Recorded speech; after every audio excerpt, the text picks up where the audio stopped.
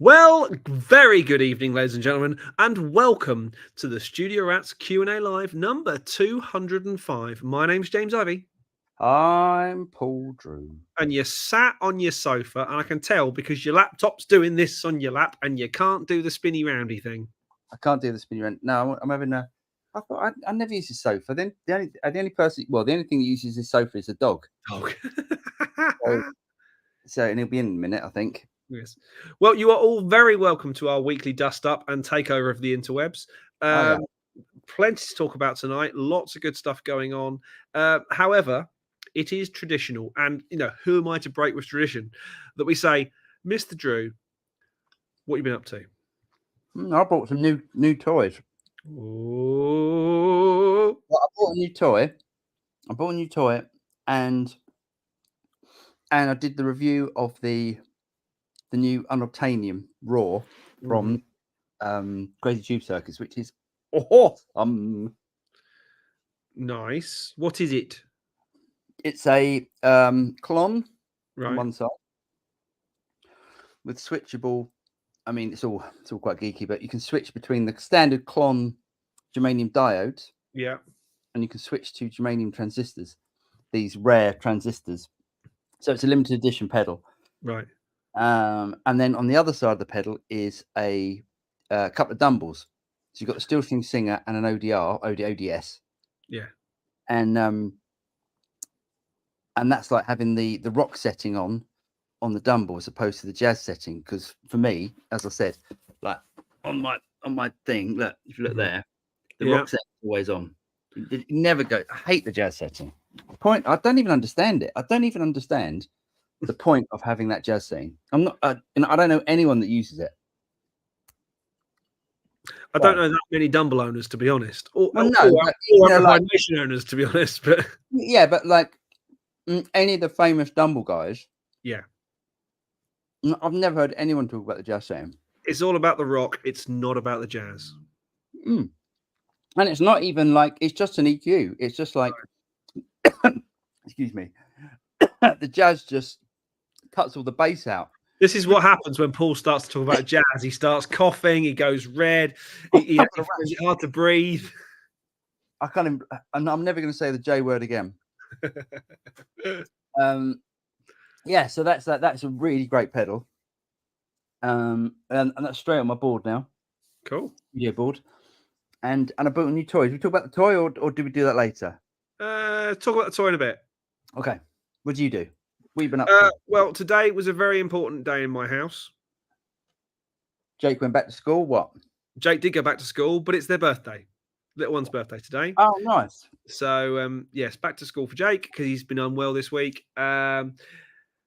We've had family and events over the weekend beforehand because I'm away this weekend in Barcelona. Done a video that's coming out tomorrow about a pedal pack that we've done, which is quite interesting. A Tonex pedal pack. This is a classic case of where you guys drive what we do. I released the pack and someone said, "You can do a video on it," and I went, "Yeah, all right then." Exactly the way it should be.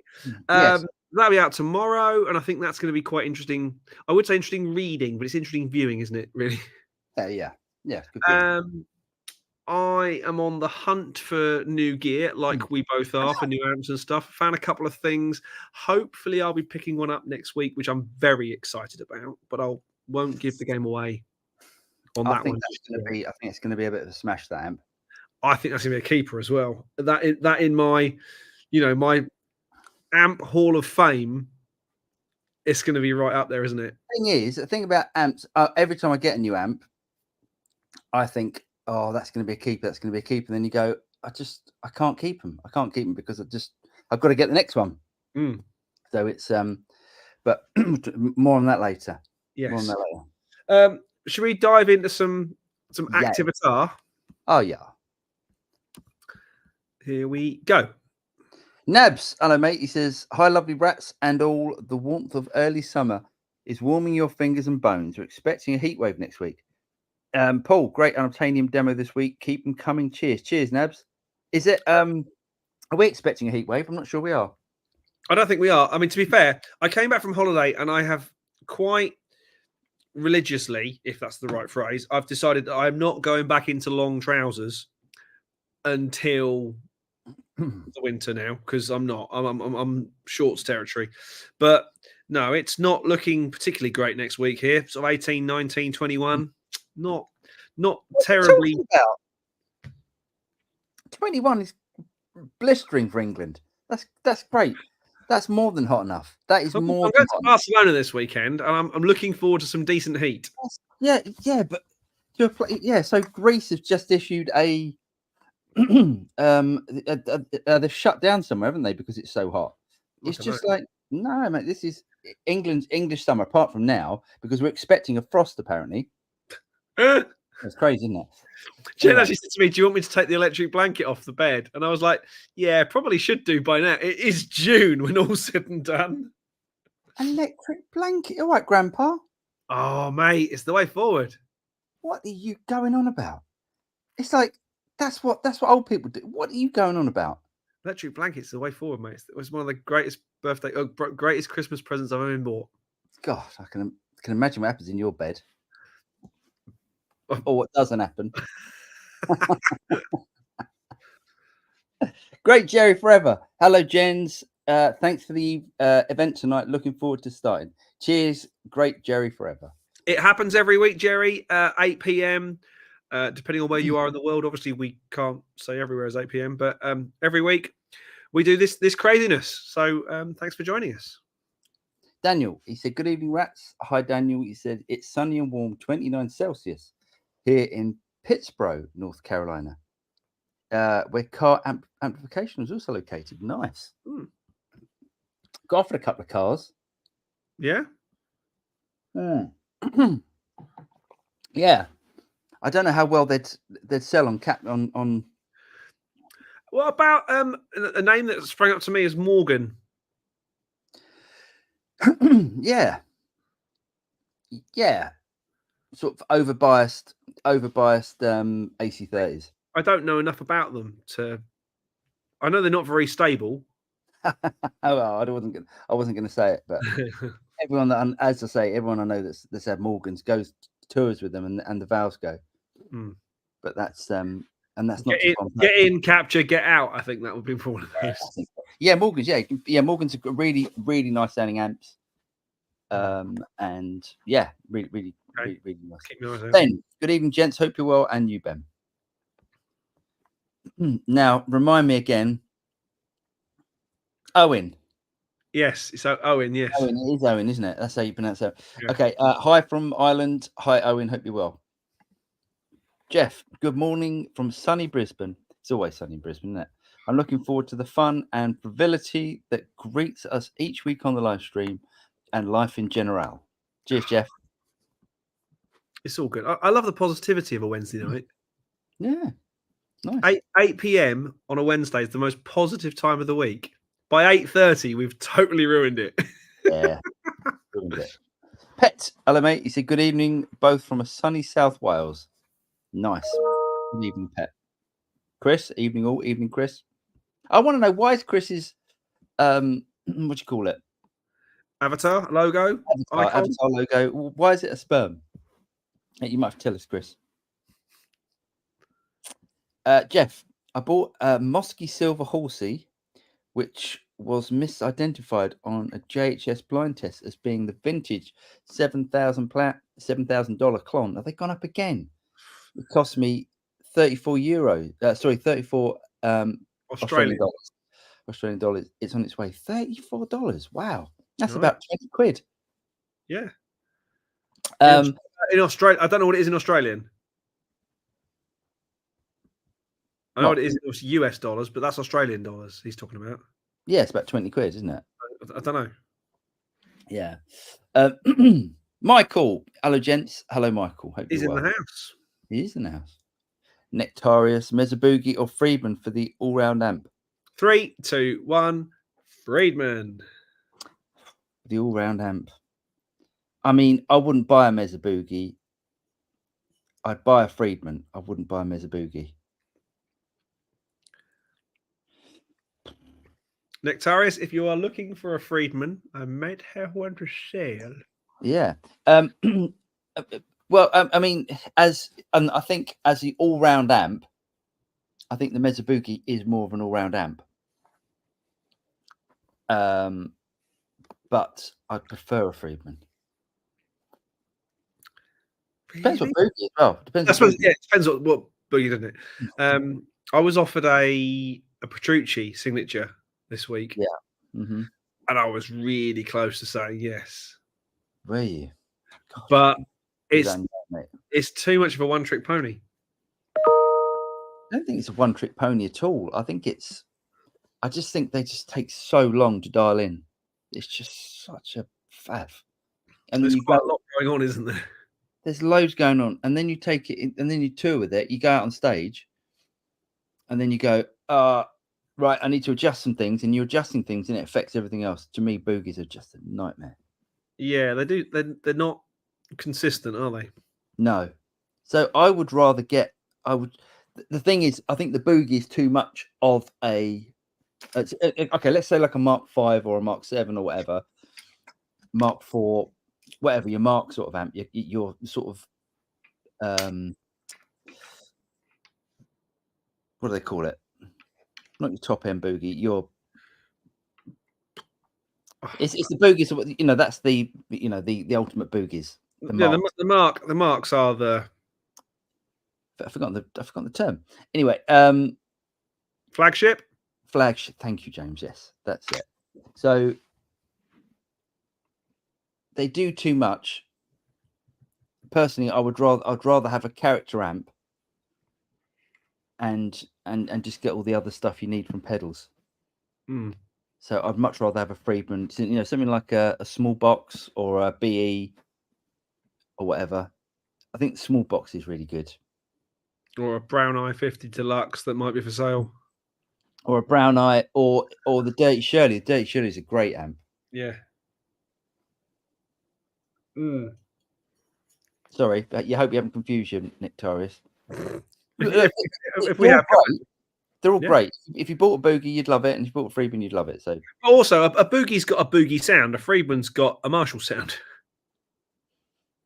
A modded Marshall sound. Well, a boogie's got a modded sort of tone. A boogie's like a Fender that's been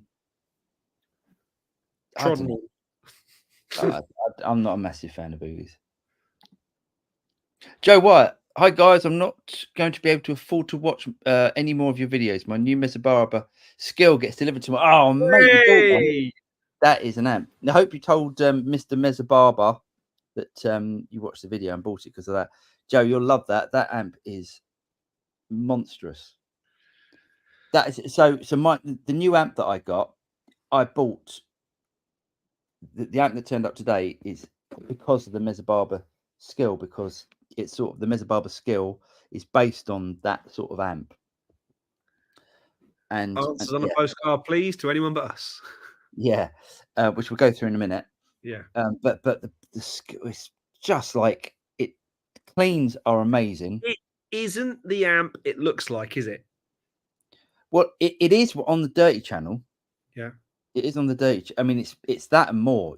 It's got the most amount of gain that I think I've ever heard on an amp. Wow. I don't know. That 5150 had a lot of gain. No, not like this. Not like this. This is tight and articulate. It's completely different. Honestly, he's a Mr. Mezzabarba is an absolute amp genius. Wow.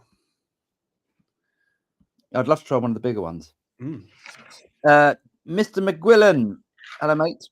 He says, good evening, fellow rodents. As always, looking forward to an informative, amusing evening. There we go. This is what David makes. The Highland Plectrum Company. Go and check him out on Reverb. He makes these. Them's is awesome. And they are absolutely fantastic. Owen says, is the Unobtainium a true preamp like Kingsley preamps are? That's interesting. That I don't know.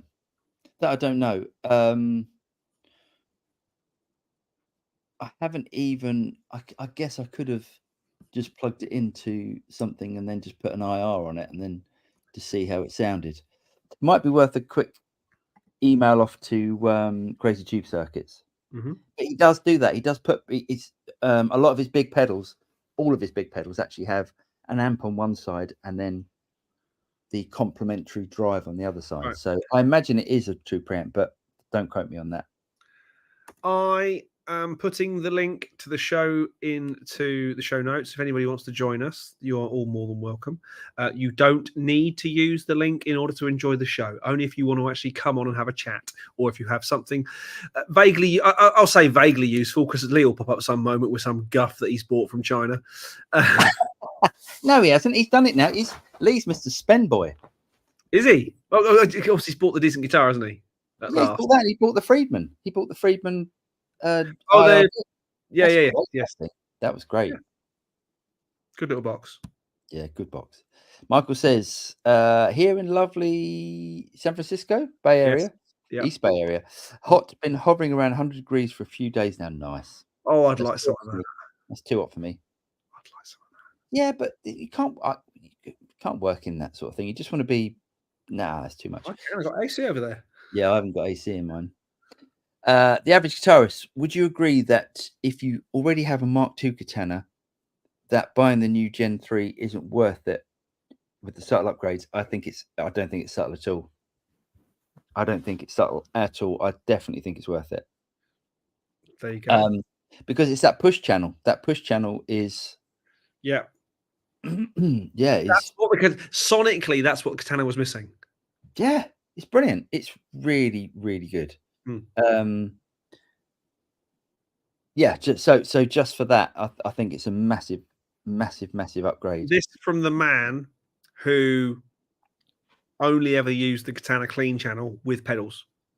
Yeah, the push channel is just great. Awesome. Mr. Cassidy, Steve, your channel is. I know I say it every week, but you're doing great, mate. I've got a feeling your channel is going to blow up. Go and check out Steve's video. Not now, but Steve's video on the new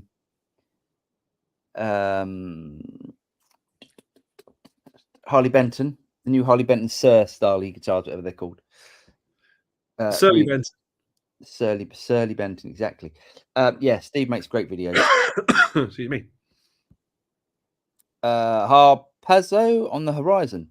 Question: where is the best placement for EQ before or after the Tone X1? Depends on what you're trying to do. Yeah. Are you trying to shape the sound of the guitar going into an amp, or are you trying to shape the sound of the amp? Think of it that way. So, for instance, are you using Tone X1 as a stomp box? Because it doesn't necessarily have to be the full amp. Okay, no, that's fair enough. But I think most people would treat Tone X as Tone X1 maybe. Okay, well, again, you're still EQing the full amp. Yeah. Yeah. So for instance, if you've got like a Les Paul that is a bit woolly, especially on the neck pickup, you can dial that out. So you could do corrective EQing, and if you do it afterwards, you can sweeten up the sound. So yeah, think of it like that. Something like the Giggity is good for that.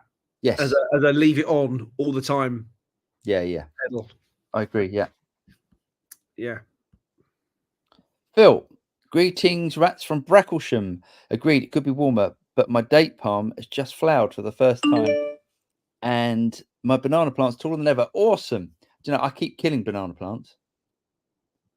So, nice one, mate. Yeah, Bracklesham. Yeah, Bracklesham's lovely. Nice down there. Chris, greetings from Louisiana, 86 degrees. See, that's getting too hot for me. No, that's where I'm at.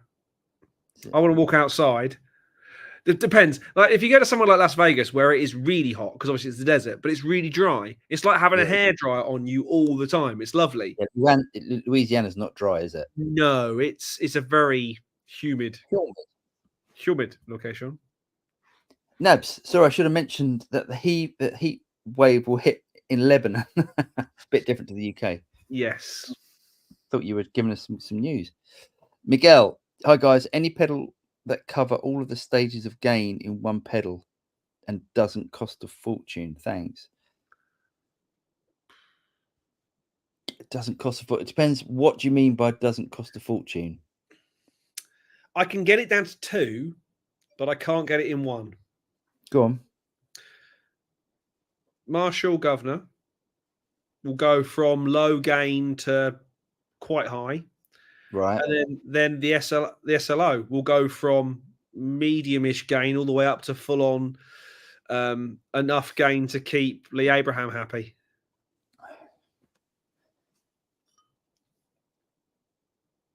Again,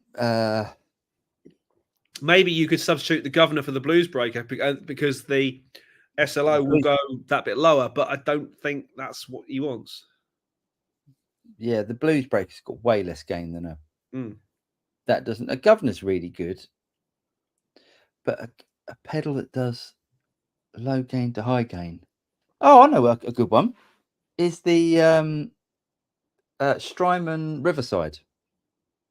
Riverside Drive. Riverside Drive, yeah. Is I've got one over here. I've got one here. I mean, depends what you mean by doesn't cost a fortune. Has he got the box? I haven't got the. I might have. I probably have got the box somewhere. Honestly, I've got hundreds of bloody pedals. Hold on. Ah, one of these. Seasick. Hang on. Hold on. Other way up. One of them. That's a great pedal. Yeah, it's a really good pedal, and it does the Strymon thing where you can store a preset, so you can set your gain how you want it,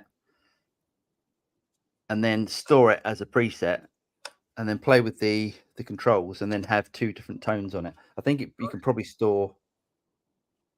It's like Strymon, you could probably store 127 different tones on it. Wow. But it's a switchable from an external MIDI device. Possibly, I don't know about that, but that's really good, and that does like low gain stuff right up to really high gain. Nice, good shout. Matthew, he said, "Hi guys, I was wondering if you could offer me some advice. The band I'm playing in will be starting to play gigs soon, and I'm wondering which way to turn with my amp." So Matthew sent me an email. So has he continued? He has. It says, great. Okay, great.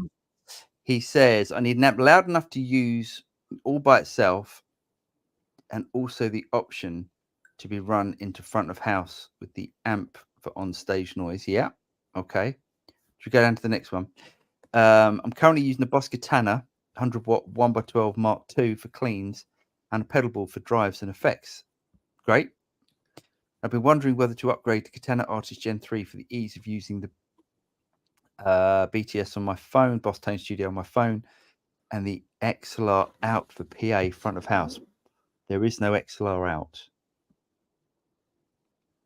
on the Katana Mark III.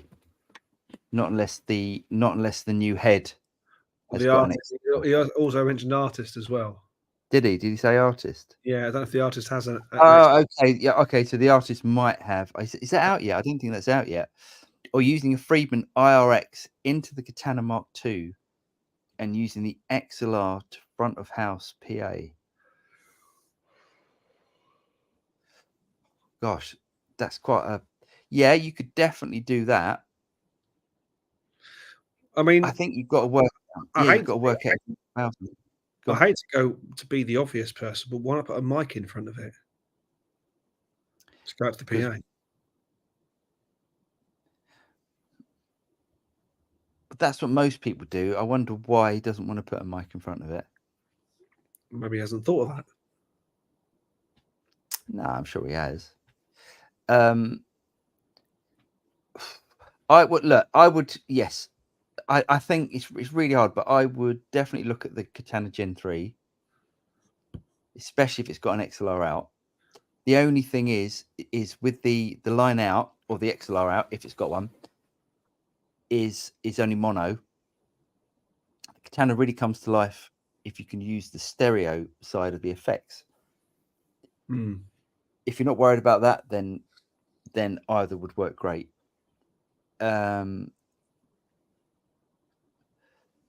Yeah, unfortunately, which I don't know why Boss did this, but when you plug in the headphone out, which is stereo, it cuts the speaker. I wish it didn't cut the speaker, just put it in standby. So I don't know why Boss did that.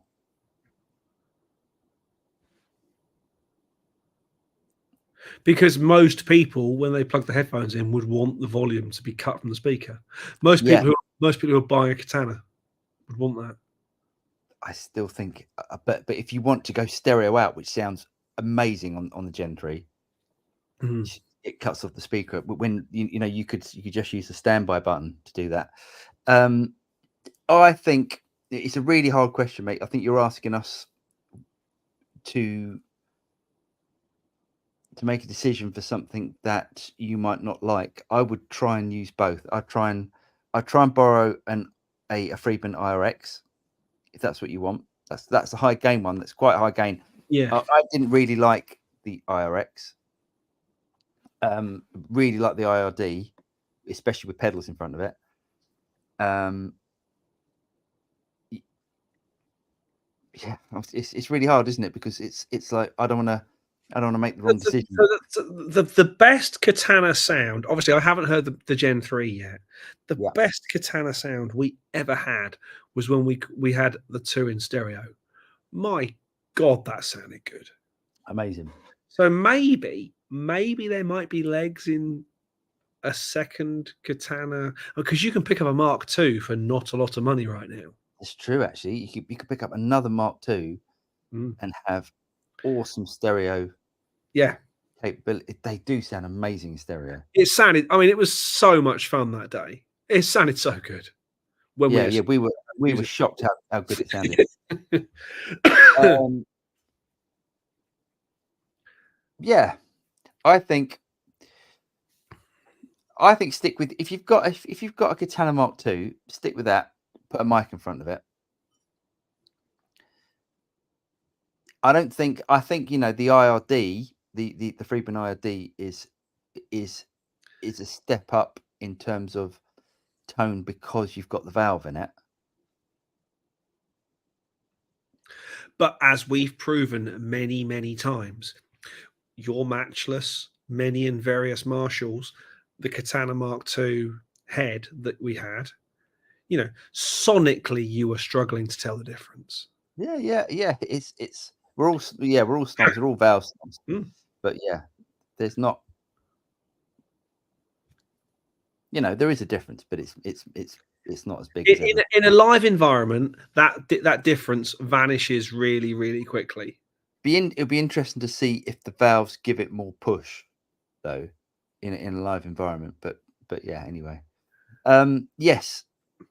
So yeah, James and I would say go and get another Mark II and then run them in stereo, and you'll have an awesome sound. Yeah, and you also still, because it's only a Mark. I mean, if you get the 100-watt 1x12, it's you can carry both of those amps in at the same time with your guitar on your back. That's your whole rig in one go. It's not gonna kill you. I mean, unless you're coming in to a gig on the train, and then buy a decent trolley. Yeah, and I would also use the effects inside the Katana because the reverbs and the delays are really good. And as soon as you put the right place in the effects chain, they become stereo. Yeah, exactly. Yeah, that's what we would. I hope that helps.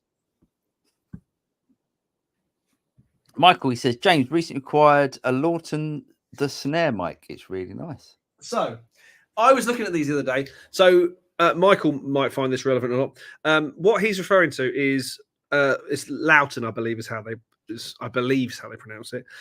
They got into doing really clever microphones. Believe it or not, there's 3 diaphragms in there, 2 at the front, 1 at the back. So it ends up as a snare drum mic. It is super focused.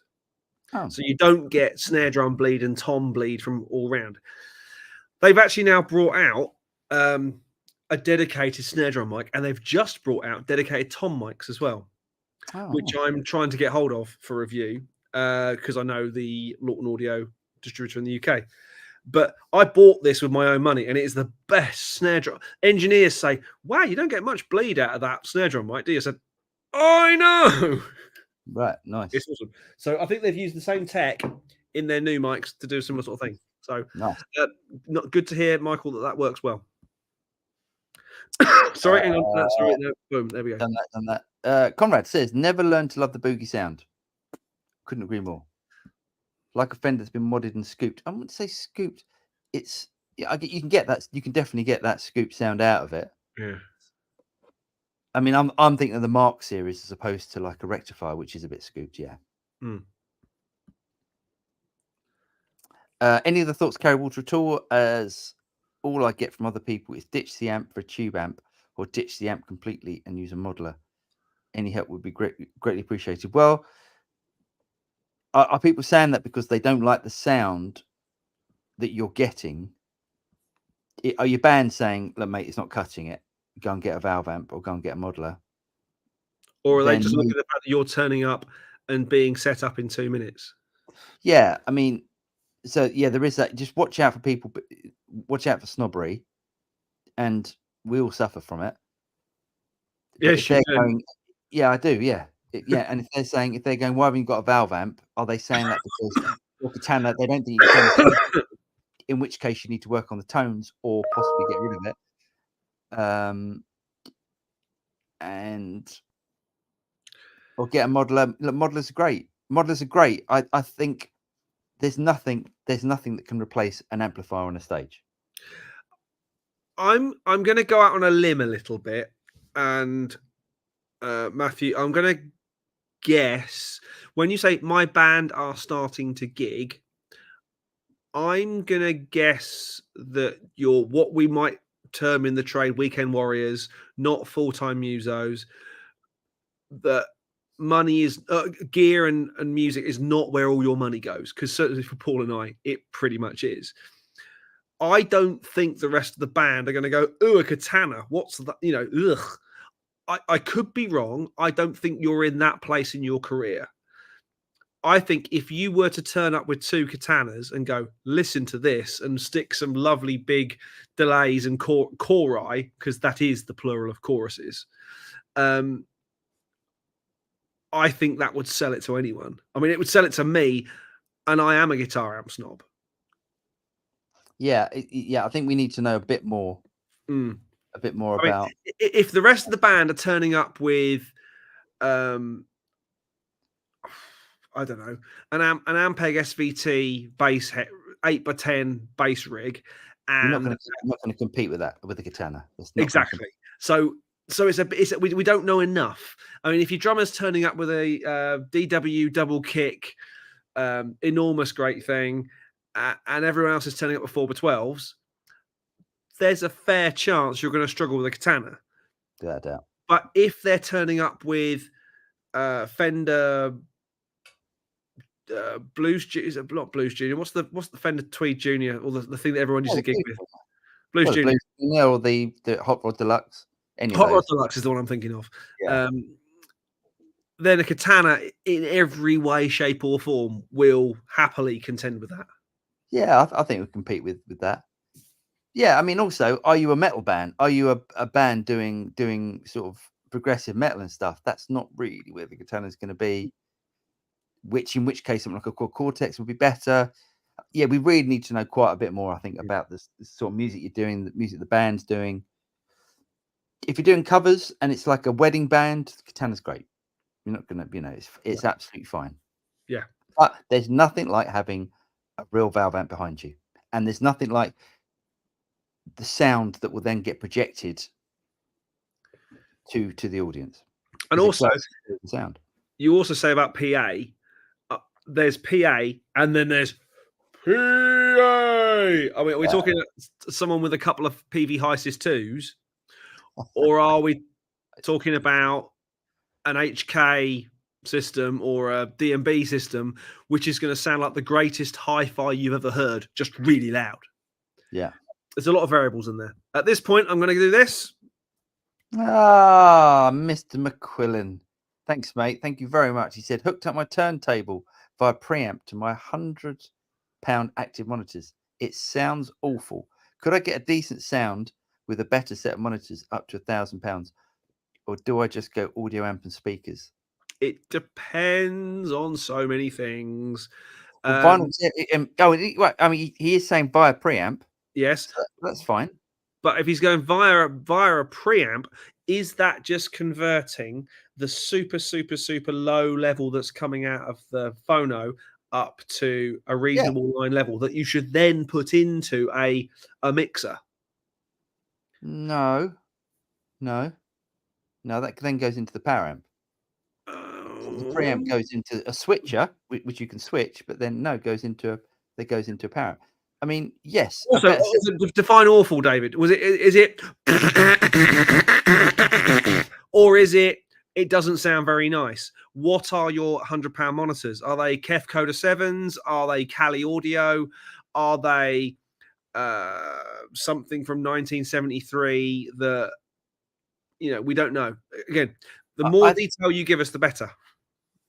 Yeah, I mean, you could just, traditionally you should go audio amp and speakers, I guess, if that's what you want. I guess it depends if you're going to be using.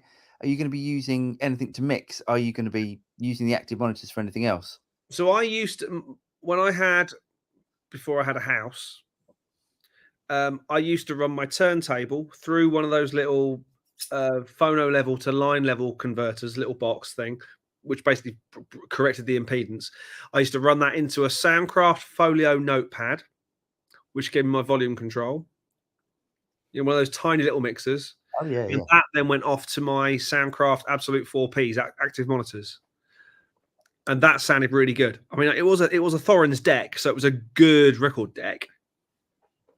The thing is, he's got no way of being able to control the volume levels. Yeah, the volumes or gains in there. That's the problem, I think. So do you know what I would do? I think if you're just using it for hi-fi, just get go audiophile amp speakers. Yeah, do that, and for £1,000 you can get something nice. Somewhere like Richer Sounds will do you a great deal. Perfect. On some lovely toys. Yeah, £1,000 you get a great set for £1,000. Yeah, definitely. Right, let's go back to here. Boom. Hey, hello Aaron. He said, I sold a JP2C, awesome, for the Mark 7 for the direct IR out. I love having 3 channels, reverb, and the EQ, and I'm not one to tweak. For a gig, I would just use the QC direct to PA for portability. There we go. Yeah. But Aaron does something very different. Aaron, forgive me if I'm wrong, Aaron. I think you do quite a lot of solo stuff. Am I right? So, yes, the QC for that, absolutely banging. I think when you're using a band, you've really got to have a good monitor engineer and a front of house engineer to, all horses for courses. An amp behind you is very forgiving when your front of house, the front of house PA guy, isn't on it. It's very true. Yeah. God, I remember. I've told you this. I remember turning up with a Lightning, a matchless Lightning 15 watt Lightning. It sounded awesome. To a gig, and then getting told to turn that down, even though there was a live drummer, live bass, and it was just like. I played with a guy once who was the keyboard player, but he also played guitar for when keyboards weren't needed for the rock and roll stuff. And he turned up with an AC 15, which caught light in the middle of the gig. How long ago was this? Was it one of the Far Eastern ones? No, this was a long time ago. This was probably 20 years ago. Yeah, I guess it could still be one of the Chinese CCs, whatever they're called. Right, boom. Scrunge, thanks for the advice to go for a Les Paul over a pickup swap cream tea. Got the new 60 standard for 1800 from Tavernas and AM Smitten. Nice one, Scrunge. I'm Smitten. Yeah. Is that you spell it? Taverners and I'm Smitten. Oh, and I see. And sorry, typo. I see. Oh, nice one, mate. Yeah. You cannot beat a great Les Paul. Alec, hello, mate. He says, good evening, Rat Pack. I hope you're all well, and you. Hope. So I had a sweet day rigging up a control system for a parallel Katana Air X and Cat Go wireless rig. Nice. Look at that. That's some some good fun. Some brain power's gone in there. Yeah. Jeff, he said, tell us more about the hat stand between the Les Paul. It's not. So there's an English artist called Abigail Ahern. Look at my bald head sticking up. And she makes these animal heads, or she used to. And I've got that one, and I've got, what else have I got? I've got what's the thing in the African, the jump? What are they called? Gazelles? Gazelle, like a gazelle, that sort of thing. Yeah. Not a gazelle, but something like that. I've got one of them as well in the house. Yeah. What's funny, depending on the part of the world you're from, and say it's not a terribly English thing. Paul hasn't had his rifle out and been. It's amazing. Yeah, it's amazing the amount of because I live in the New Forest, the amount of deer that are culled. They have to like thousands of them. They're everywhere, and you think that venison will be cheap in the New Forest, and it's not. It's bloody expensive. The average guitarist, well, alrighty then. See, Peps, he said, hello, good people from UK. Just got a spark booster from TC Nice, from TC Electronic, and put it on the effects loop after the distortions and overdrives. Is this a good choice? Personally, well, it depends what you want to do. If it ain't broke, don't fix it. But I wouldn't put a spark boost there. I'd put it in the front end for me. I'd put it in the front end, but that's probably because we want to get more drive going into the amp or into the distortion. So if you do it that way, if you do it before your distortions and drives, you're going to create more drives. You're going to get more grind. And if you do it after your drives, you're going to get a volume boost, depending on how clean and how much headroom your amp is. But both, it's all any which way you want to do it. You could even put the spark booster in your effects loop of your amp if you want to get like a volume boost again. Yeah. Like a solo boost. But no, it's all good. It's all good. Either way is good. But I think for me, I like a booster going first in the chain. There's no wrong answers unless it sounds bad. Oh, yeah, I need to have a chat with Steve. He said, oof, thank you, mate. No pressure. Listen, you're a big Scottish man. You need to learn to start playing tens. I don't want to hear none of this 942 stuff. Steve, my appreciation for you, mate, has just gone through the floor.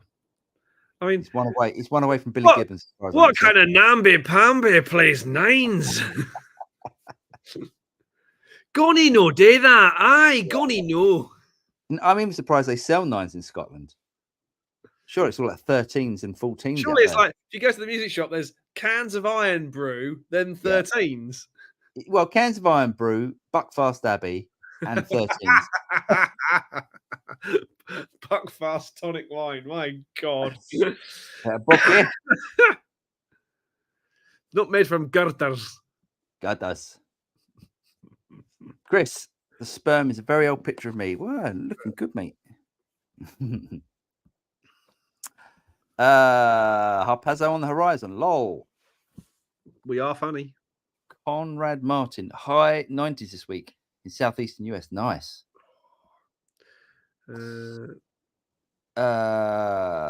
Conrad also says, Miguel, try the 2 notes opus. Good choice. Yeah. Nice. Jeff says 1 low to high crazy tube circuit Ziggy. 1 pedal low. Oh, okay. Yeah, 1 pedal low to high gain crazy tube circuit Ziggy. Nice. I haven't tried that one. But he played guitar. There we go. Right, they're chatting amongst themselves. I'm gonna zip around a little bit. I'd sure like some Studio Rats presets for my Helix, says Chris. Love to do it, actually. James and I went to Yamaha, who own Line 6 at NAMM, and we had a really good chat with them and stuff, and then it all went quiet. So yes, at some, do you know what? I'd really like to get a Helix again, and do some presets, because I know that they sell like crazy, Helix presets. Let me have a think, Chris. I might do that. I'm a bit skint at the moment, as you'll see in a minute. Ned says, good evening. Missed last week, but it'll be fun to listen to the talk tonight. Hope you're all well, and you, Ned. All is well here. Keltoy, I want to buy a 1x12 cab for my Boss Katana head. Do you think it's worth spending twice the price on a Marshall JTM cab versus a Harley Benton cab, both with greenback? I haven't tried the Harley Benton cab with greenbacks. The cabinet definitely makes a difference. I would say, what's that company down in Brighton that I keep going on about? Barefaced, but that's you're talking even more money. Are you? Yeah, barefaced cabs are expensive. Okay, but they are awesome. Well, I've never tried one. I've seen the videos on them, and they seem very good. Yeah, so that could. I mean, look, there are so many cabs on the market at the moment, secondhand. You must be able to pick something out on eBay, dirt cheap. Dirt cheap. I would look for something like. I mean, do you really want a 1x12? Is it a space issue? Personally, I'd go for a 2x12. I would always go for a 2x12. But okay, let's answer this question. The Marshall JTM cab. I think I would again. I think I'd go into a. Actually, you can't go into a shop, can you? Because you'd have to hear it. You'd have to hear it. That's the only way. Yeah, it really is. Because I've never tried that. I mean, I've tried the Marshall JTM cab and it's great. I mean, it's an expensive shopping trip, but fly to Frankfurt, hop in a cab for 45 minutes, go to Thoman's retail outlet store, and apparently a lot of people do. Do they? It's a busy shop. But you can always send stuff back if you don't like it as well. Yeah. And they'll have the Marshall JTM cab as well. Okay, I would suggest if you ever think about selling it, the JTM cab is probably going to hold its value better. That's true. I think what I would do personally is I'd go on eBay, Reverb, Facebook, whatever, and see if I could find a second-hand one. JTM cab. Yeah. That's what I would do.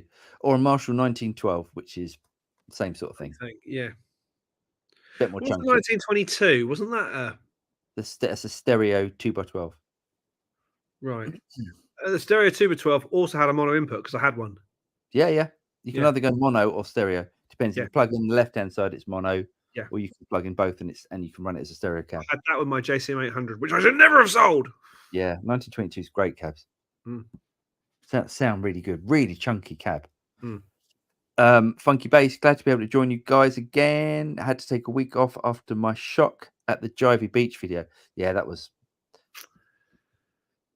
I'd take some time. I had a bit of self-time to myself after seeing that. Yeah, you had some time on your own, did you? I did. Had some special time on my own. I had a lovely time on the beach, Funky. So yeah, sorry. Chris, can I use a Mark 1 cat with my Mark 2 for stereo? Yes. There we go. Absolutely. That is true, yeah? Mark 1 depends what Mark 1 cat is. Yeah, it doesn't. It depends which one, but yes, you can. It's no problem at all because the signal comes from the Mark 2 into the power amp section of the Mark 1. Yes, so you probably need the 100 Mark 1. Which has got the power amp input. Has it? Okay. Yes. Nectaris, how important is it for an amp to be hand wired? I don't think it's that important. It's like a watch, isn't it? Do you want to have a watch made by? If you've got all the money in the world and you can have your watch made by whoever, some Swiss company that makes everything by hand, or are you happy with an Apple Watch or a Casio, something like that? The way I getting a bit closer to audio. If you go up to see the beautiful people at AMS Neve up in north of Manchester, Yeah. who quite frankly make some of the most beautiful sounding mic pre's, compressors, limiters, EQs. All their stuff is done PCB by machine. Is it? And no one says, "Oh, your EQs don't sound very natural."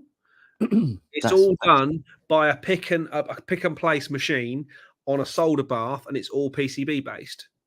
Yeah. Hand-wired amps are okay. So hand-wired amps, if anything goes wrong, it's much easier to fix a point-to-point hand-wired amp than a PCB.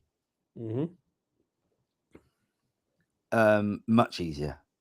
So if it's again, but it's part of it is probably you know, like it's just boutique, isn't it? We like, you know, you go to a farmer's market to buy your cheese as opposed to going to Tesco's. It's you know, if it would do the job, it'll do the job. But I personally like the idea of having a hand wired point to point amp. I'm trying to think of an amp where you can buy, let's say, the American or the English point to point version versus the Far Eastern PCB version. I'd love to get both in the studio and genuinely see if you could tell or hear Fender it. used to do that. Fender used to do that. Fender used to have like the custom shop and the amp custom shop, and they do hand wired ones, and I think they probably still do some hand wired amps. I'd love to hear if you could actually tell the difference. Oh, I mean, you know, if you could hear the difference, it's probably a tiny percentage, but it'd be yeah, I would have thought so. Owen says, would you go Friedman Plex or something else for authentic Plexi sounds? I have power station, so volume isn't an issue. Yes, love the channel. Cheers, Owen. Yeah, I've heard good and bad about the Plex. I would, if I had the choice of buying a Friedman Plex, I would go and buy a small box. Right. I think the small box is an amazing amplifier, and you'll pick up a secondhand small box a lot cheaper than you would a Plex. I think someone was selling. You could probably pick up a small box for about 1,500 quid to 1,800 pounds, something like that. While for a Friedman Plex, you're talking 227, I think. Right. And the small box is basically a Plexi. It's that sort of but it's way more versatile. I would go for a small box. That little Cornell Plexi 7 I had. Oh god, did that sound good? Yeah, but it's only 7 watts. That's not. Yeah, exactly. It is only. But he does say he has a power station, so volume isn't an issue. Yeah, I think the power station it's got other. Okay, so if volume isn't an issue, I'd still go and get a small box. Yeah. I think if you're looking at that sort of money, other Plexi sort of stuff that's as good as a Friedman. Well, you can go buy it depends where you are. Owen, I'm guessing you're Ireland. Yes, I think so. Go and get you can pick up a Marshall Plexi for not a lot of money in the UK. There is one in the auction tomorrow. Yeah, I mean, you can even get a new one for, you know, they're half the price of a Friedman. Yeah. Steve, traveling light to a gig seems like a good idea. My minimal live rig takes 10 minutes to set up. Then I get lumbered setting up the PA. That's the problem, isn't it? Yep. Well, I mean, even as the drummer, I used to get lumbered setting the PA up. Did you? Yeah, you do. Yeah, that's it. That's because you're. Yeah, that's because you're technical.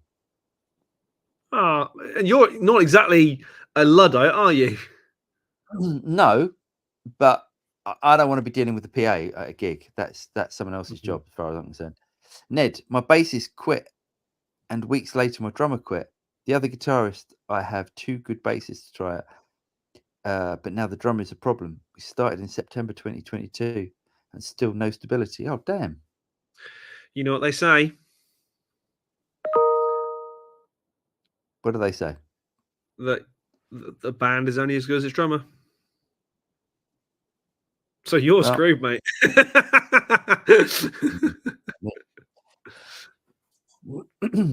There's good no luck answer with to it, that. Ned. Finding a Good luck with it, mate. good band is really hard. It is hard, yeah. Anthony, he said, okay, they're talking amongst themselves. Yeah, There we go. Yeah, boom. Yeah. Chaz says, Electric works. He says, greetings from South Wales, New York. Apologies for my tardiness. COVID fog, Chaz. I hope you feel better soon, Chaz. Chaz, I want to know how was Mixed with the Masters? Because Chaz probably got it from those crazy. Let's not do that here. Let's not do that here because it's gonna. I know. People are here for the. That's something you should do your own show. Actually, you should do I want to. Yeah, that's a great idea. Actually, like a Jivey Talks Tech show.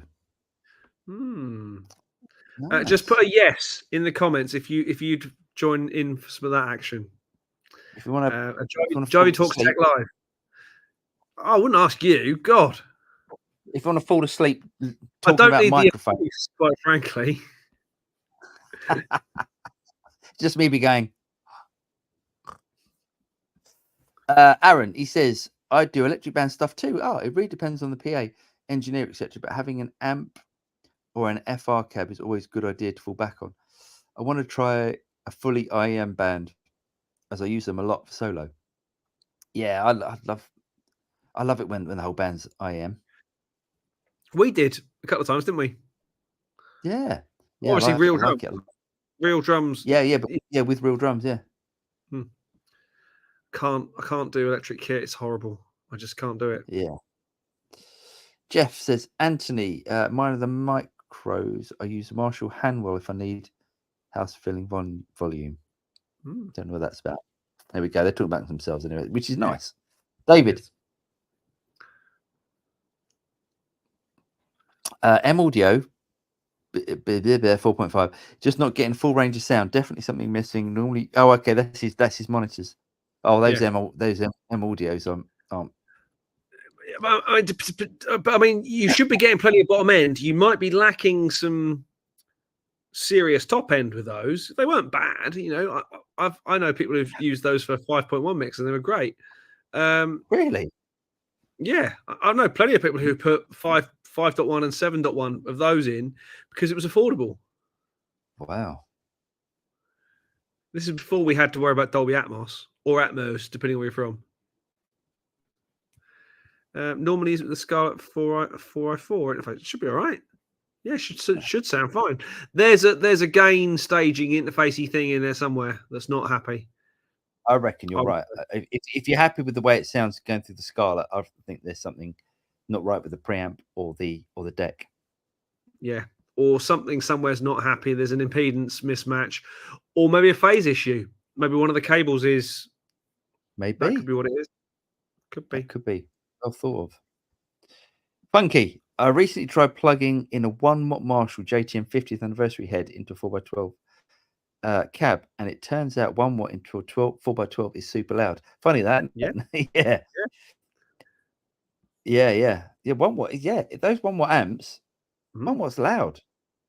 Yeah, everyone thinks it'll be like whisper quiet and stuff. But we all know it's not that. It's headroom. It's headroom. It's not volume. Absolutely. Well, we only know because we've spent time with Dennis Cornell. Yeah, Thomas. Hello from Smithers, BC, Canada. Welcome, Thomas. Smithers. I just want to go. Excellent. Hello. He's in the house. Oh, he's about. He says, Peps, yes, I use a Spark for a loop for volume jumps for solos.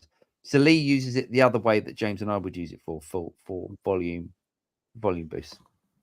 See, the reason I would put it in the front end, if I wanted a volume boost, is because it would also give me the gain boost to help me soar a little bit. But it wouldn't necessarily give you a volume boost, depending on how you've got your amp set up. That's true. That is true. Right, they're chatting amongst themselves. Boom.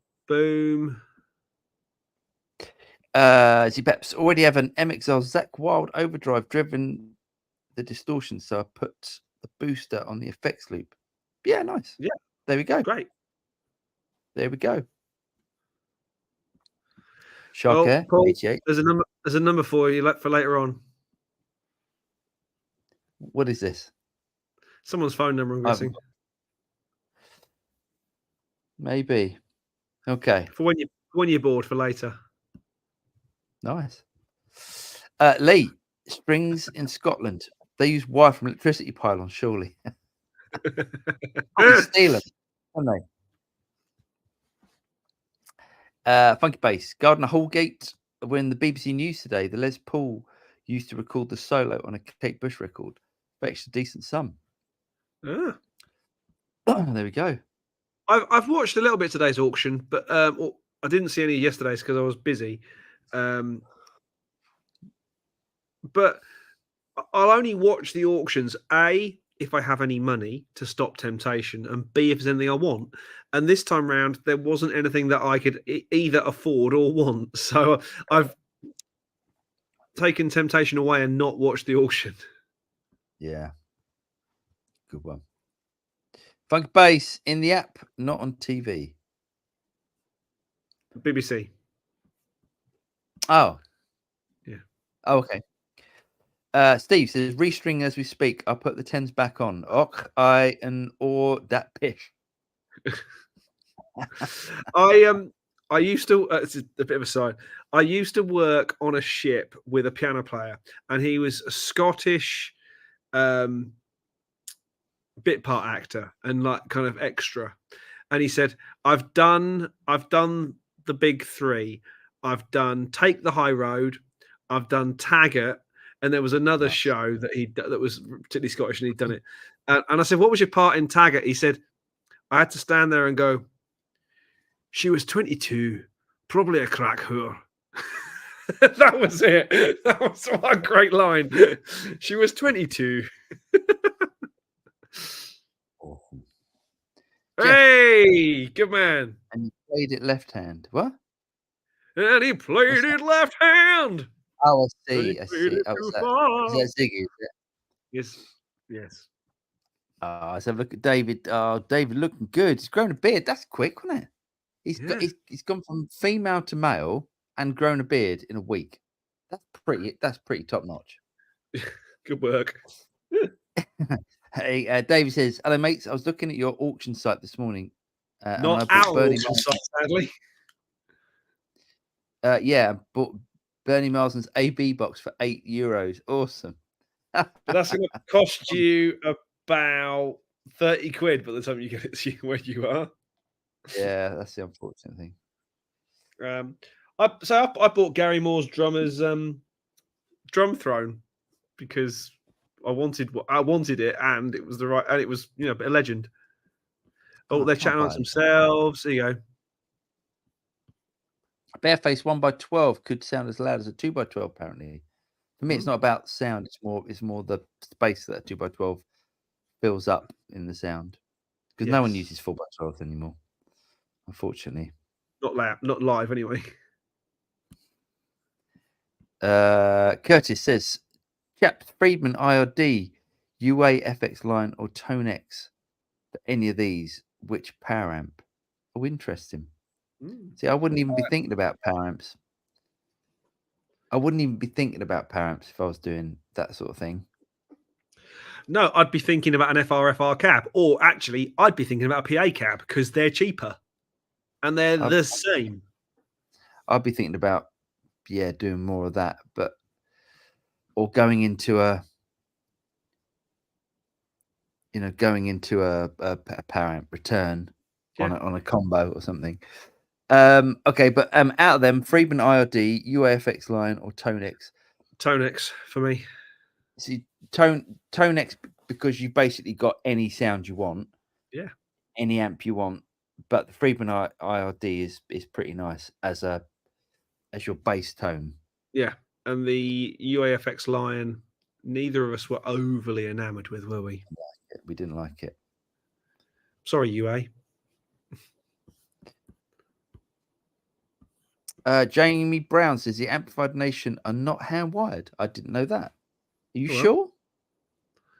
I think they are hand wired. I'm pretty positive they're hand wired. $5,000, I think I'd want them to be.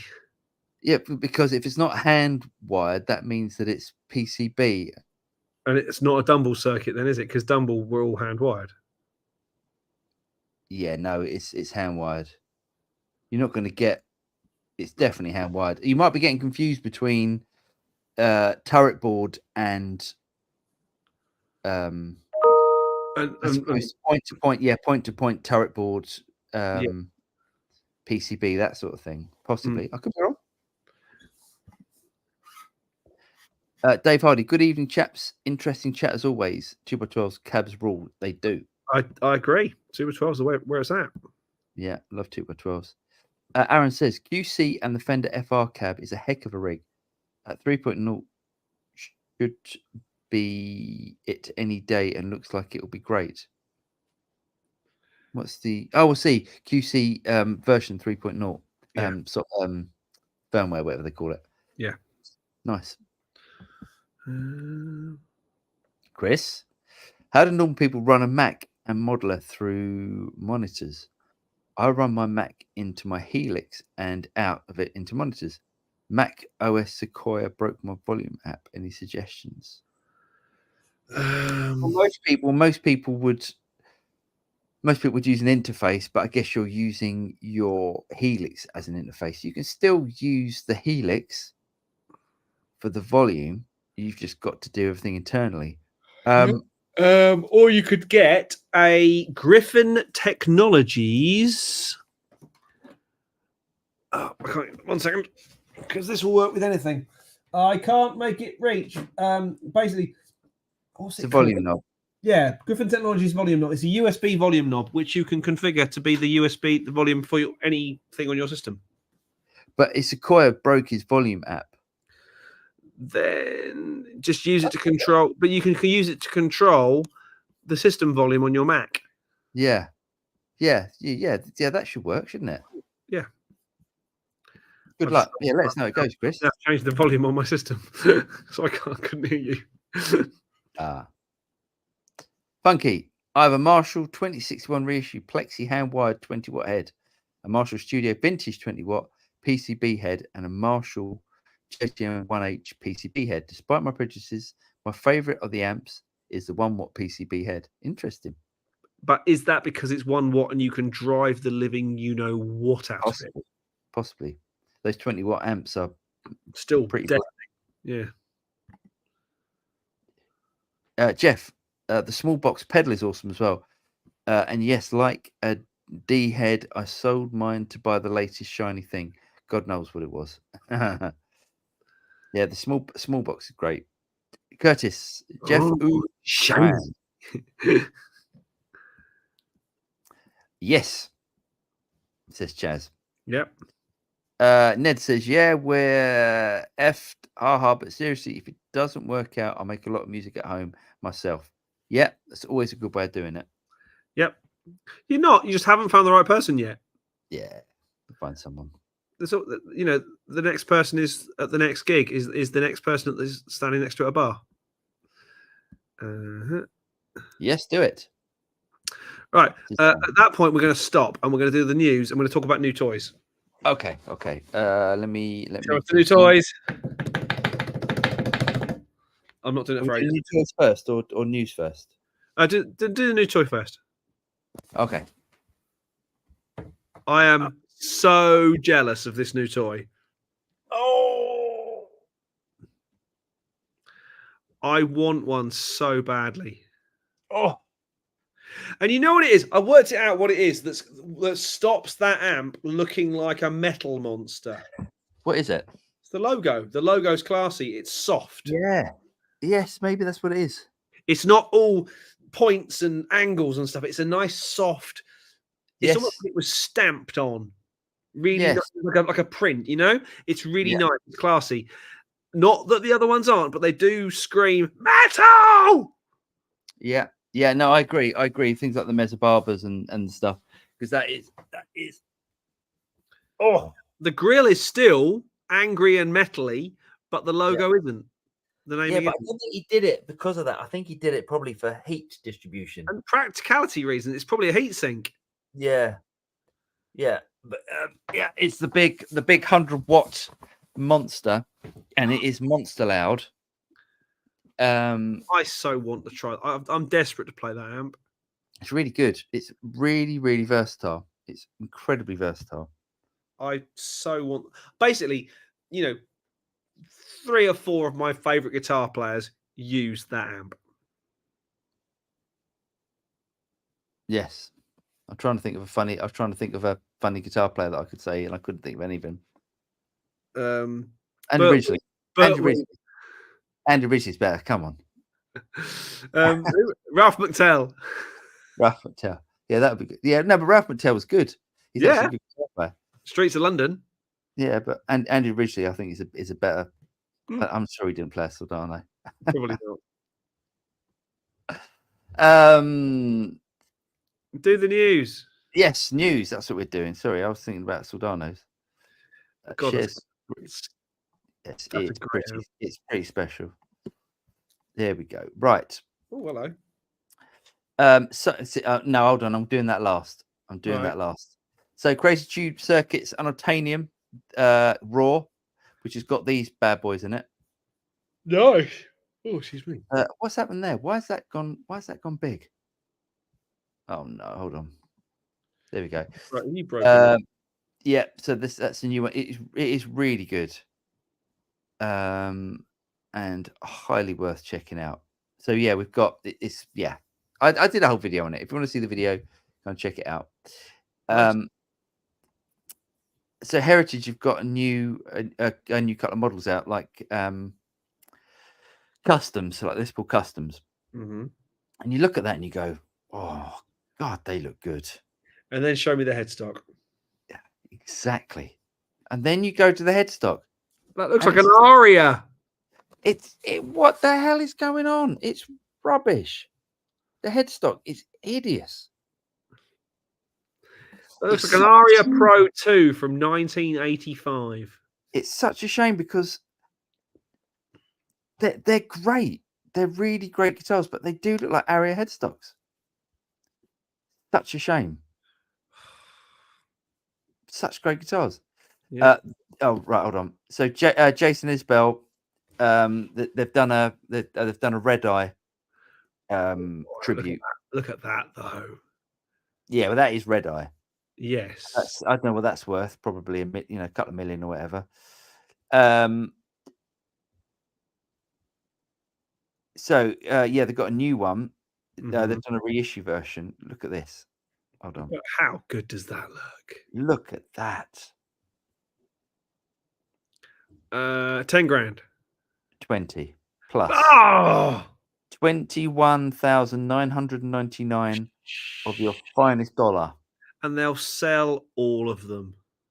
But that, come on. Yeah, no, it's not. I mean, again, I did that video on the Murphy Labs for 10 grand. I thought that was shocking. But anyway, Mua. Lee would be interested in this. Mua. Pro level guitars apparently at entry level prices. So they've done a bunch of HSS. Loads of companies are doing this at the moment. This sort of that looks like a 25th anniversary Fender with the silver. Yeah, that's a bit rubbish. That looks all right. That looks rubbish. That looks like, no, I don't like that. Yes. Blue and green every day. Yeah, blue and green look good, and then the white looks good. Yeah, those three at the end. Yeah. £163. How are they building that? You couldn't buy a guitar back in the 80s for that. You can't buy a guitar stand for that almost. No. Right. Lastly, do you know the band The Dead Daisies, James? I don't know. Okay, Doug Aldrich. So Right. Doug Aldrich, As in he who used to be with Whitesnake. exactly. I think he's still with Whitesnake, isn't he? Okay, I'll I'm not because sure. Band everyone assumes that Tommy Aldridge is his dad, and it isn't. Brilliant. So it just shows you. So right, the Dead Daisies are Mhm. basically a band that's been put together by this billionaire, this Right, I think it's Australian billionaire. right. And basically what he's done, he's gone, I'm a I'll billionaire. have you. Well, We'll go into that studio for a year, and we'll make we'll make an album that's at best average. exactly. So this guy has gone, I've got loads of money. I want to be in a band, and I'm gonna pay all these great musicians to be in my band. That's the way it comes across. Right. So anyway, they've just released a little crappy amp. It's just, come on. What is that about? Who wants that? Speaking of crappy amps, I What don't know the if you saw this week that Marshall's CEO is on the record as saying it's all very well making headphones and Bluetooth speakers, but we need to come out with some proper amps, and that's what we're working on.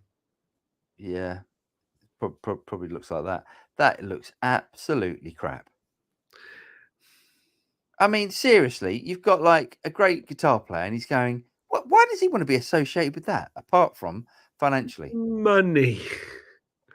That I'd is, rather, it I'd is rather not be pretty. associated.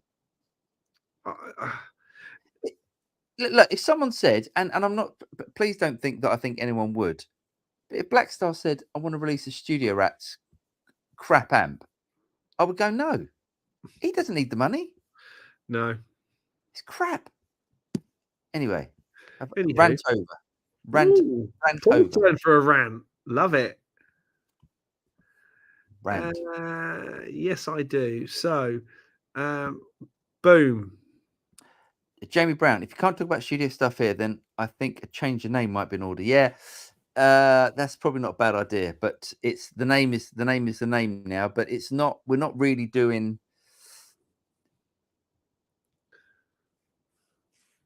Oh, I'm not. I can't go through the whole reason that we've explained the whole. It's a How it started. really long 5-year story Yes. to how it happened.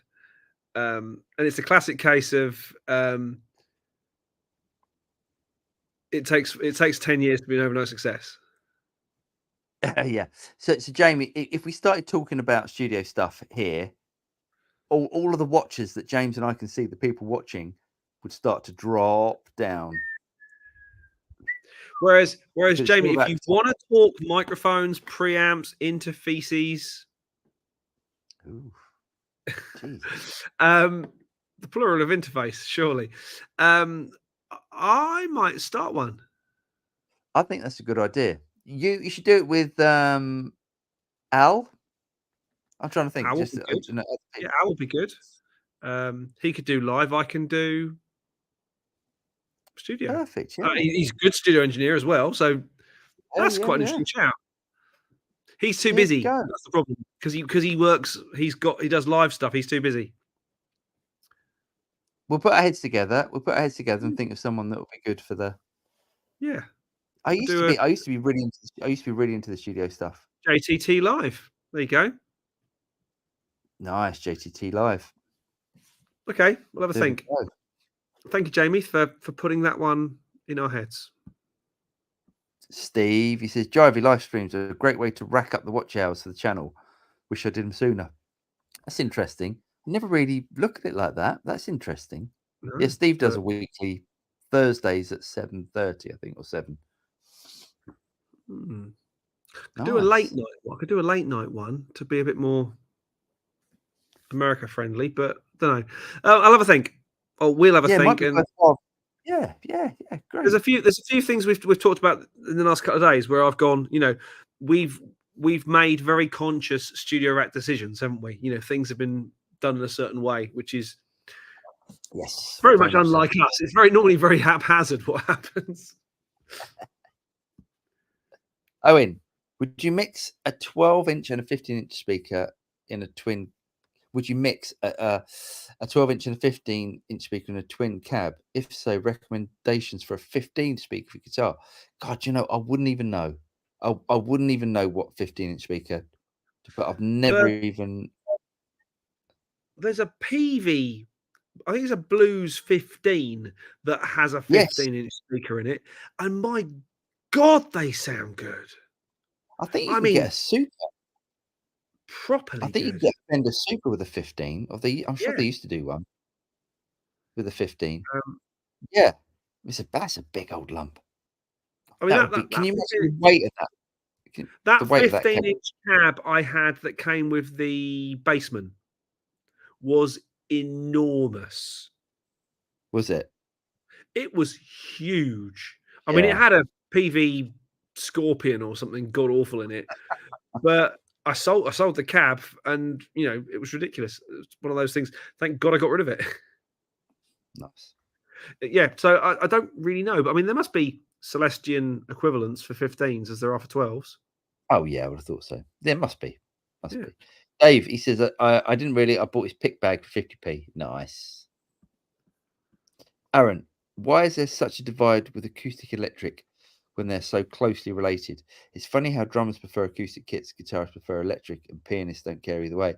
Yeah, that's true, isn't it? I think for drummers, it's certainly feel. I think with the guitar, I think it's all because of rock and roll. I think it's because it's loud and it's noisy and it's, you know, Hendrix, Clapton, say what you will. And I'm not saying, you know, they all played acoustic guitar. Of course they did. But there's nothing like, you know, watching a guitar player on stage with a, you know, Marshall stack behind them. And, you know, how much more interesting is that to most people than you know, Ed Sheeran, for instance, with an acoustic guitar. I know it's different. There are plenty of people who would now argue that Ed Sheeran has made the acoustic guitar cool again. Yeah, without a doubt. And he's great. He's a great songwriter and he's very talented. Sickeningly so. Basil, Amplified Nation are absolutely hand-wired. As far as I knew, they were too. Yeah. Jamie, without looking inside mine, Zach from Mythos states they are not hand-wired. No, Zach from Mythos states that they are not point-to-point. There is a difference. There is a big difference. Search images of Amplified Nation gunshots hand-wired. Yeah, absolutely. Yeah, if you're talking about the Zach from Mythos, I've heard that said, and he said they're not point-to-point, which is very different. Yeah. But still hand-wired. Point-to-point, you need to have all the components need to have extra long legs. Is this a joke? You got a smirk on your face. There's no joke there. That's a statement of fact. You need to get specific. Often, you need specific components with extra long legs. Interesting. Funky, congratulations on your new Soldano. Please promise you'll play the Eric Clapton solo on Bad Love. I certainly will. Yeah, you can do that. We can do that on we do that next week. I'm gonna do. I'll do Sultans of Swing or something. I was about to say Sultans of Swing, or I'll do. Say if you got a wire, I can leave halfway. I'll do Money for Nothing. Nice. Was that done, Soldano? Probably was. Think so. Yeah. No. What album's that? Even if it wasn't, when he toured it live, it was. Yeah, it was then. Yeah. Mendel, I think the SLO needs a loud studio session at James's. Yeah, we should definitely do that. Otherwise, they'd have to make do with the Tonix captures. Maybe try some dual amp combo pairings. Yeah, I've got a video that I want you and Ben to come here for. Okay. Nice. Do a JTT video. that I think will be fun. Okay. We can get enough content out of it for all channels and shorts and all Okay. sorts. So Sure.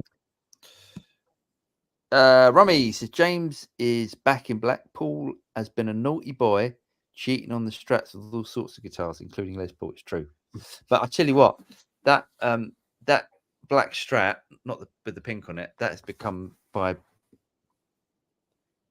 that's my sort of go-to guitar now. That's probably number one now over the telly.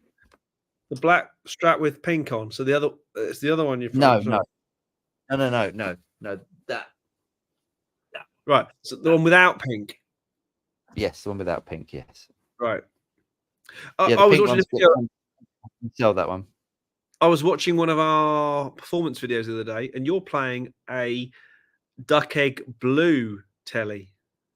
Yes, I had a duck egg. That was my first custom shop Telecaster, which I'd forgotten you even had. 62. Yeah, really nice. Just a really thin neck on it that I didn't really get on with. I like a bit more chunky. Clive, 54. Nice straight string run on the Heritage though. Let's have a look. I don't even. I just can't. They look horrible. They look horrible. 99% of why we buy guitars is because of how it looks. I mean, you can't. The Gibson got it so right. Fender got it so right. Maybe that's because what we're used to. Yeah, it's totally down to it's what you're used to seeing. If the first thing you saw was an Epiphone headstock, you'd think that was right. Maybe, but also you and I grew up in the 80s and 90s where Aria Pro 2s were shocking guitars, and that's the headstock that it had. It looked like that, and maybe that just puts us off. It's a shame because I don't know why they can't do. I mean, look at Nick Huber. Nick Huber's got great headstock. There's loads of Les Paul style guitars that have got great headstocks. Heritage, great guitars, terrible headstock. Yeah. Rock on Gibbo. Good evening, chaps. Do you think the GX100 would be good enough for pro theatre work? I had a GT1000 but couldn't get on with the interface or the set effects box. Yeah, absolutely. GX100 is really, really good. Yeah. Really, really good. I sort of prefer it to the GT because the touch screen stuff is really good. Need to get that out. There you go. Jeff, Dead Daisies are a great band. David Lowley may be from rich family, but he's a good guitarist aside from that. Oh, good. Glenn Hughes, yeah. Glenn Hughes was a singer bassist for a few years until recently. Worth a listen. Oh, absolutely. Yeah, no, I've listened to some of the stuff that's great, but let's not. It's a. Yeah, no. There was a band, or there is a band in the UK called Brothers Strut. Yeah. Who are a funk band, effectively. And Steve, the sax player, MD, main man, legend has it that he came into money through a lottery win. Oh, and he basically booked, all the best English and American session players that were available at the time to do a couple of albums with him. And the stuff is brilliant. I mean, he's a great sax player in his own right and a good singer and a good kind of, front person for the project. But it was basically a project band. And then people stuck or people didn't stick, which I suspect is what this is, what Dead Daisies are. Yes, it is. They change singers and musicians quite a lot. There's nothing wrong with that. No, absolutely. It seems that it seems that what's the guitarist's name again? Doug Aldridge. Doug Aldridge is the staple. It's a stable person. Yeah, no. It's you're not insulting the band. The band are great. Definitely a crap amp. Absolutely. Yeah. Have you tried the Cornell 1820 Plexi? Yes. Yes. Great little thing. Great. Yeah. Very traditionally a Plexi though. Don't think it's like a Friedman. No. Because it's not. Oh, we're in trouble now. Hold on. Oh. There blue lights going. Careful. See, um, you letting him in? You letting him in? Chris, we're going to say that Chris has just said, Okay. "Don't put your heads together; you'll start a fire." Thanks, Chris. Yes. What's Ladies, that? I don't get it. ladies and gentlemen, we're joined by greatness. Please welcome Oh. onto the channel, Vinny the Axe. What's up, guys? What's happening? How you guys doing? All right? Doing good, thanks, mate. How you doing? Doing good, actually. Little hot down here in Florida, but Nice. Florida. yeah, we had some nice weather going on for most of the year, and then I think we're gonna pay for it now. So Oh yeah. yeah, that's pretty much how it goes. So What, pissing down rain or just Um, torrential? it's just starting to rain here, but rainy season. But it's been in the 90s, so it's been kind of hot. Nice. Very nice, mate. Yeah, I got some new gear, man. So I have sooner or later I'll pop on and show you. But I bought I was looking for a Les Paul Junior again, which I shouldn't have sold the last one. And I started looking at maybe getting another Nick Huber, and then that would have been my third one, and I didn't want to replay that whole thing again. So I wound up buying a Nags Steve Stevens J model, which is like a junior with double humbuckers in it. Oh, nice. So it doesn't have the arch top. It's literally like a junior style body with dual humbuckers, and it's got his bare knuckles in it, and it's really, really good. I was really surprised. I'm not like a signature model kind of guy, but I got it for a good deal. It's practically brand new from somebody in a collection, and I'm telling you, the neck profile is great. It sounds great. The pickups respond really well, and I don't have to do anything to it. I don't have to gut it. I don't have. It's fantastic right out of the gate. Nice. Oh yeah, Steve. I love Steve Stevens' tone. For me, is one of the best tones ever.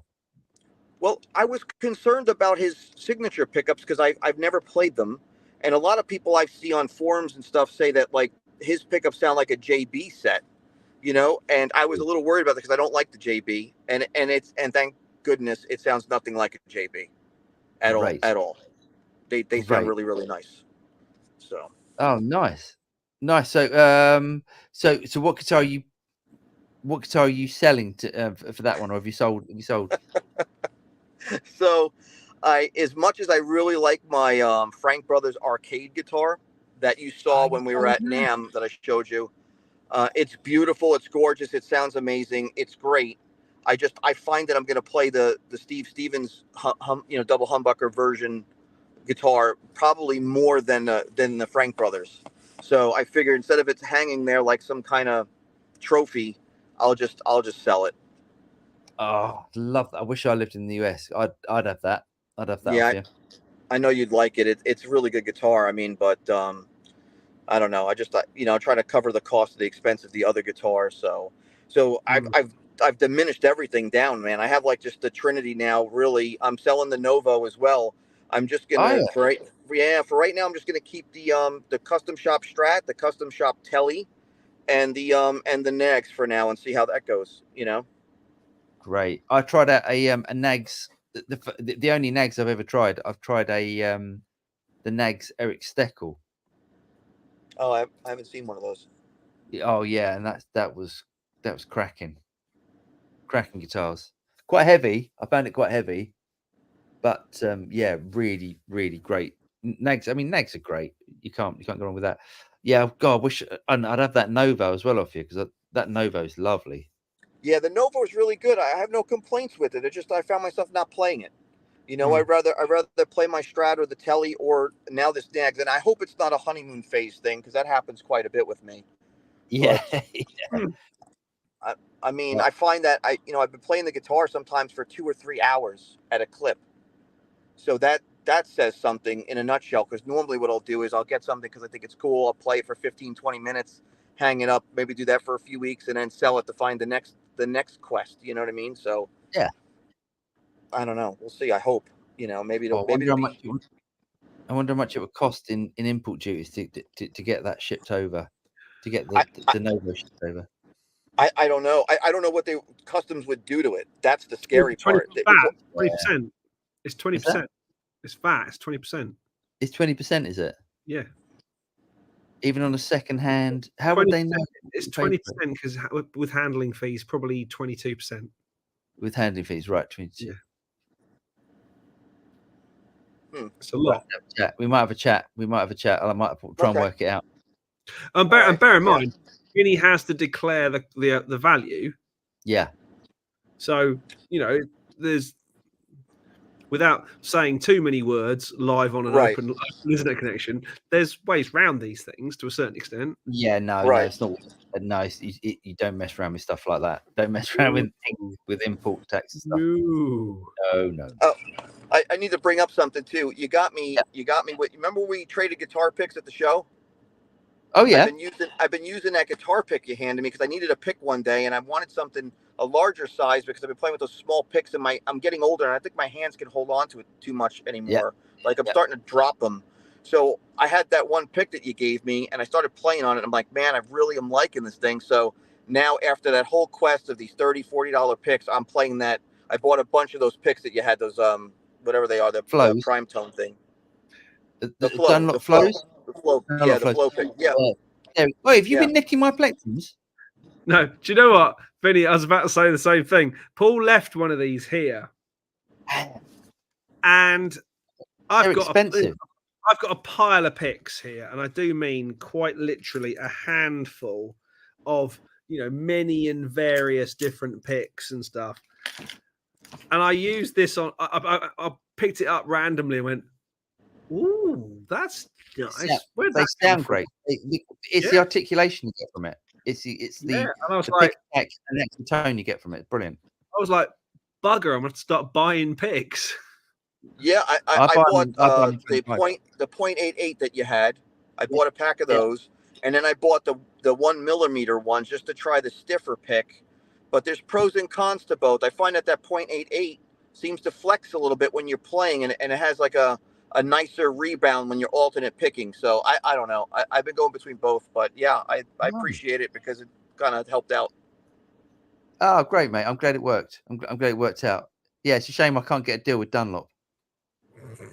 Yeah, right. No doubt.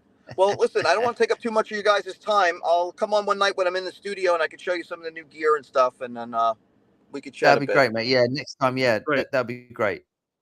All right. Well, I'm glad you guys are doing all right, man. It was good seeing you. Yeah, you as well, mate. Look after yourself. See you soon. Nice. There he is.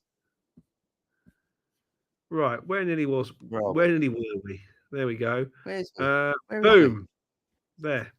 Jonathan, he says, congratulations on the Soldano, Paul. Thanks, mate. He said, I can't wait to hear you play it. Which version is it? It is the new version. What's it called?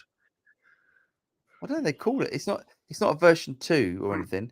It's the new version with the better effects loop, the depth control, and the switch at the front for the channels, as opposed to having to use the foot switch.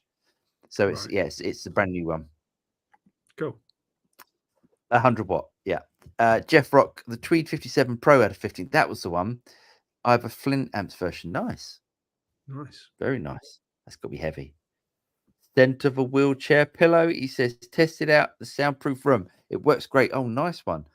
Conversation volume outside and bleeding ears inside. Loving it. Wish you could visit. Oh, that'd be great. I'd love to do something like that. Well, we've done that here, haven't we? We've done that with. I mean, even before and then you all put the. A kitchen. No, I see. Even before everything went in, we did that here, and it was impressive. Yes, pleasingly so. Yes. Jamie Brown. Well, I sold my 2 Rock Studio SIG and kept the AN, so AN Dirty Wonderland, as I prefer it, point to point or not. Yes, absolutely, mate. I couldn't agree more with you. I've gone through all the 2 Rocks and I preferred the Amplified Nation stuff. That the Bernie Flint signature Soldano. What's Bernie Flint? I don't know. Probably the worst guitar player. We're talking about who's the worst guitar player you could think of who ever played a Soldano.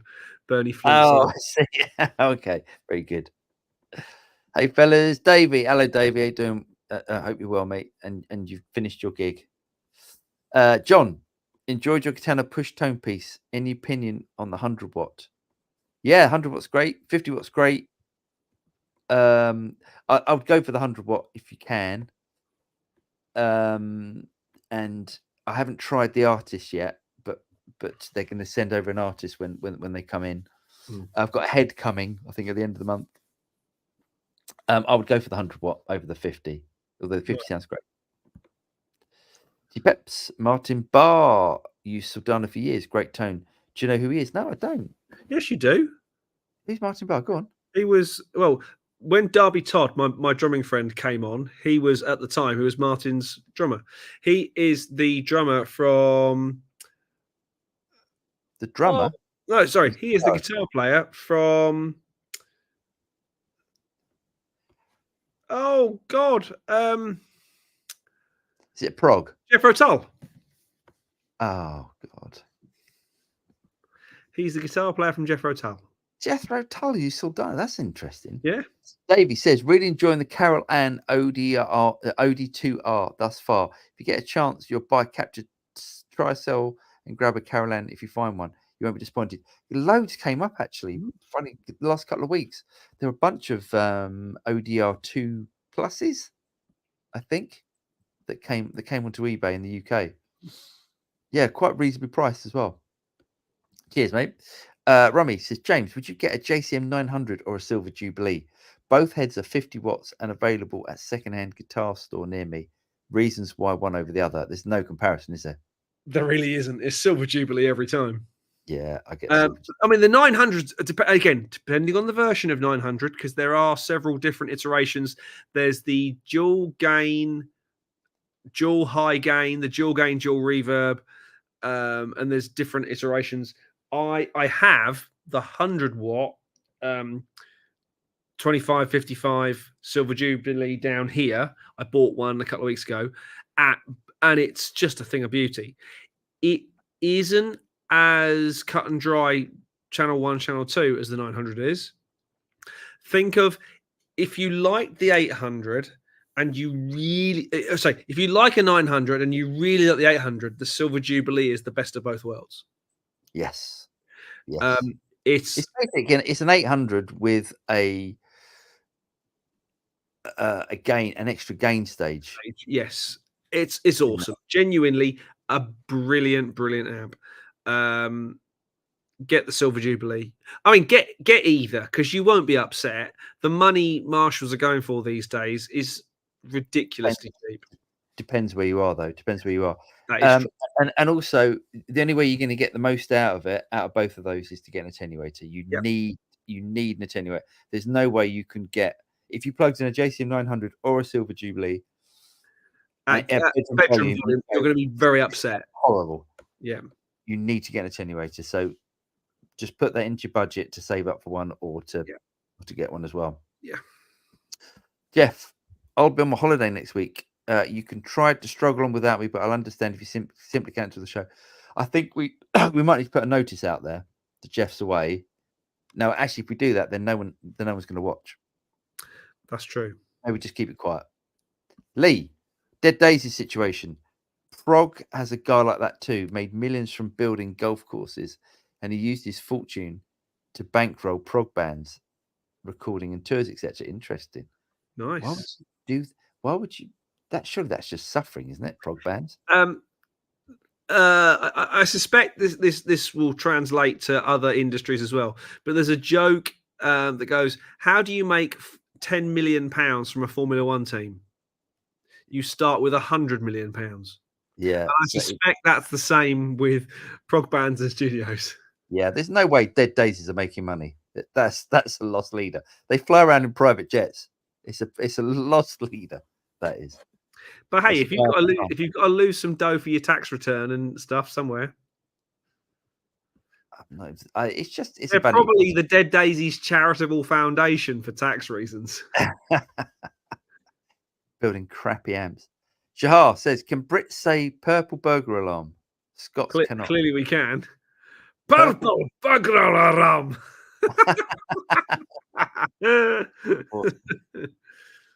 Shahar bought the Crazy Tube Circuits and obtaining Raw. Looking forward to it. Thanks for demo. Oh, nice one, Shahar. Yeah, I saw your comment actually, mate. Yes, you will not be unhappy with that. That's a cracking pedal. And Romy agrees with me. Jethro Tull. Oh, there we go. There we go. We've got to the end. Done it. We've made it. We've made it. Well done, everyone. Thanks, everyone, for joining us this evening. It's been a blast, as always. It wouldn't be Wednesday night without you, quite frankly. We've had some great ideas for some new stuff coming out tonight, which is always good. It's not why we do it, but it really helps. Please do like, subscribe, hit the bell, all the normal stuff, please. And if you can see your way doing it for TSR, Jivey Talks Tech as well, that would really help me out. Anything else, Paul? Have I missed anything? Forgotten anything?